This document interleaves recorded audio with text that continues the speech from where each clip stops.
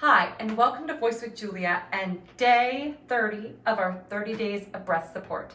If you've made it this far and you've watched every video, my hat is off to you and you have a really great understanding of how support works.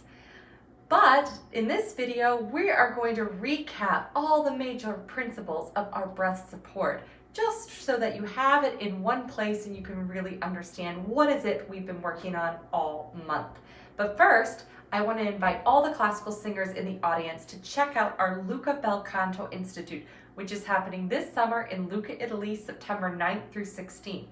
The link is below if you want to have more information, and we suggest that you apply early as we do have some scholarships still available. Voice with Julia, change your voice, change your life. Okay, so you've made it this far. It's day 30, and you've been practicing everything pretty consistently. That's great. Now, it's important that in working on all of these little elements that we don't lose sight of the big picture. So today I'm going to sum up everything that we've talked about, and I don't mean each individual detail, but I'm going to give you the big picture that you can walk away with an understanding. And of course you can refer back to any of the little individual pieces of our breath support. But this is going to help you put it into context so that you don't get caught in the little details, because sometimes I find when we got caught in these too minute details, we can go off track pretty easily. So with our breath support, let's start with the basics. The basics is we need to maintain our appoggio. Now, what is that? That is this expansion of the diaphragm, okay, the inhalatory posture of the body, which does require a 360 degrees opening of the rib cage so that the diaphragm can expand. Okay, this is really important. Now, we cannot create tension when doing so. Let's put a big disclaimer over every single video. Do this, but not with tension, right? So we don't want to be holding our ribs out like this and creating that subglottic pressure. It's not good, right? So we need to learn how to open this and maintain relaxation here. So if your opening is pushing and you're creating this feeling, too much, right? But this is first step, maintaining this appoggio out, right? As we sing, as best as we can, right? We can't go all like would be like going out and bench pressing 200 pounds right away. You can't do it, you've got to work up to it, right? So if you're first learning how to do this, or even if you come off an illness and your body's weaker after maybe having not sung for a few weeks, you need to take it slow. It's not going to come back all at once. So that means that you can't just force it, right? You've got to work as best as you can. So as we sing the phrase, we try as best as we can to maintain the appoggio, right, without creating tension. Now, how do we do that and still manage our airflow? So remember, all of these muscles down here, these lower abdominals and pelvic floor muscles, these manage the viscera, okay, all the organs, all the stuff that's in here. That manages that, which then pushes up on the diaphragm, okay? And then that creates the displacement in the lung cavity, which creates the changes of pressure, which then goes under the vocal cords. So we want to get the support as low as possible, and we're working the viscera of the body to move onto the diaphragm to create the air pressure under the vocal folds. I just said that twice so that you really understand.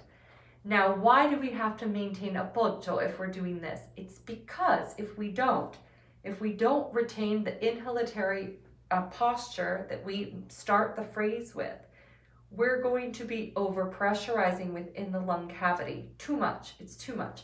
So if these ribs go oh at the start of the phrase, we have too much breath pressure under the cords, as opposed to if we go like this with our pelvic floor muscles. Oh, oh, okay, this oh is too much. So we don't want to do that. Okay, so to maintain this takes a lot of awareness. I'd say more awareness than brute force. Don't use just strength to do it, because we can't create tension, right? So as best as you can, you'll sing the phrase, you sing the phrase. Now remember, the other principle of this is that we're constantly moving these muscles. Why? So that they don't get tense. Anytime we create tension, we create restriction.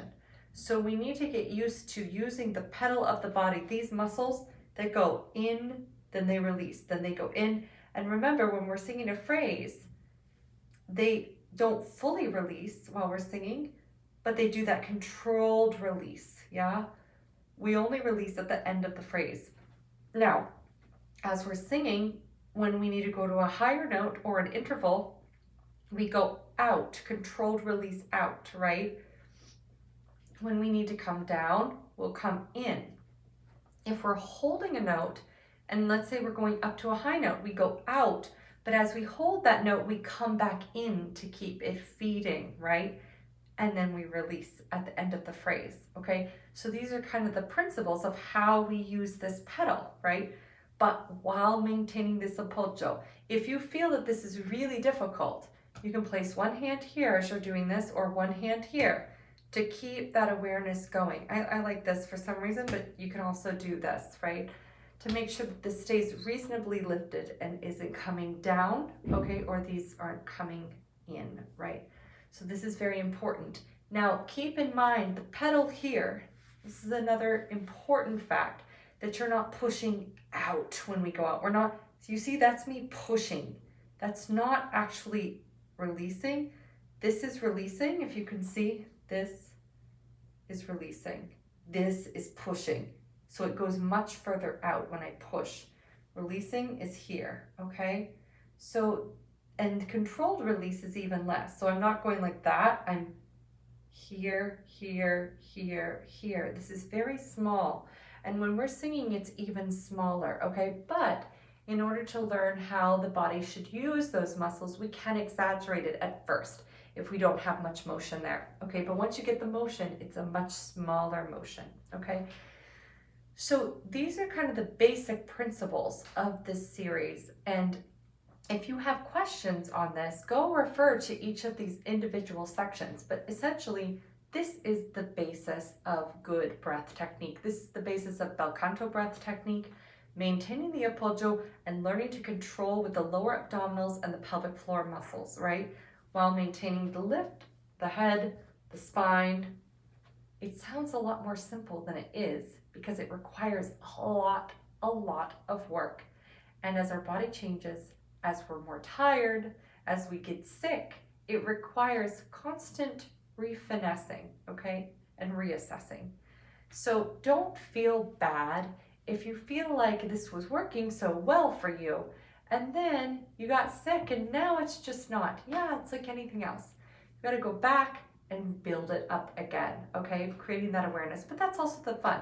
It's really like working out at the gym. So I hope this has been very helpful to you. This has been really fun to break it down into these steps. And I really hope that you'll go back and revisit each thing so that you understand how everything works together as a whole, and you're able to apply it with some of the exercises that we did also. And of course, you can take these principles into your repertoire or into your own exercises and work with them. You don't just have to use these exercises that we did in this series. You can use any and use these principles, okay? Well, it's been my great pleasure to be with you on this journey, and I will see you next time.